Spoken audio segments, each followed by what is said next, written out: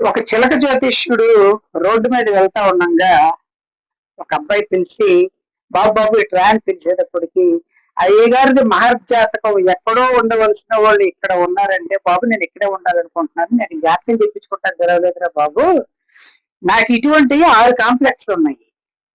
ఒక అతను సడన్ గా చెప్పపెట్టకుండా మానేశాడు. జనాలు చూసావు కదా ఎలా క్యూ పెట్టేశారు. నేను ఇక్కడ లేకపోతే కనుక, ఒక మనిషి లేకపోతే మెయింటైన్ చేయటం కష్టం.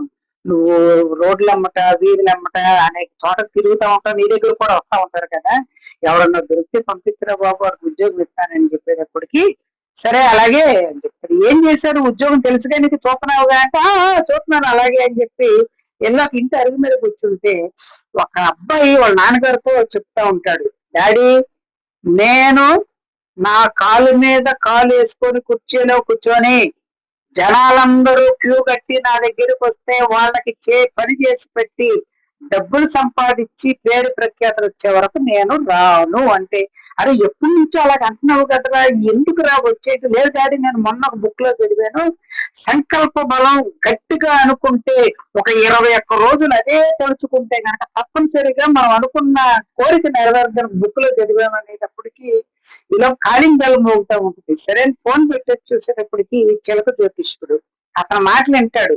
ఈయన మాటలు అక్కడ ఆ కాంప్లెక్స్ లో చెప్పిన అబ్బాయి మాటలు టాలీ అయిపోయి నేను అక్కడ పంపించేయచ్చని తీసినమ్మటే మహర్జాతకులు కాలు మీద కాలు వేసుకొని ప్రజలందరూ మీ దగ్గరికి వస్తా ఉంటే వాళ్ళకి సేవలు చేసి డబ్బు సంపాదించుకోవలసిన వాళ్ళు మీరు ఇంట్లో పడుకున్నారంటే, ఇదేంటి ఇంటి కోరిక నాకెట్లా తెలిసిపోయిందని, బాబో నువ్వు దేవుడు రా అని చెప్పి డబ్బులు ఇచ్చి ఎక్కడ నెరవేరుతుంది, ఎప్పుడు నెరవేరుతుంది, పలానా ప్లేస్కి వెళ్ళు, వెంటనే నీ జాతకం మారిపోద్దని చెప్పేటప్పటికి, ఇది గబగబా చెప్పిన ప్లేస్కి వెళ్ళేటప్పటికి అక్కడ కూర్చున్న ఆయన, ఏమన్నా చిలక జ్యోతిష్కుడు మీ దగ్గరికి వెళ్ళమన్నాడంటే, రాబాబు ఇది కుర్చీలో కూర్చో అని చెప్పి, ఏం చేయాలంటే నువ్వు ఏం చేయక్కర్లా, కుర్చీలో కూర్చో, కాలు మీద కాలేసి కూర్చో, ఇది డబ్బులు పెట్టుకో, అందరూ నీ దగ్గరికి వచ్చి డబ్బులు అందులో వేసి చక్కగా లోపలికి వెళ్ళి వాళ్ళ పని చూసుకొని వాళ్ళే వచ్చేస్తారు అని చెప్పేటప్పటికి, సరే అలాగేటప్పుడు నీలో ఆడవాళ్ళు మగవాళ్ళు క్యూ కట్టే చేస్తుంటారు.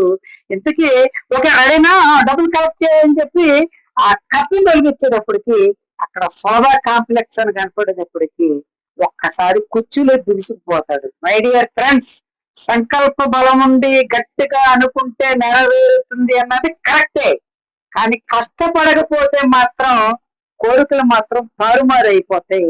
Thank you very much.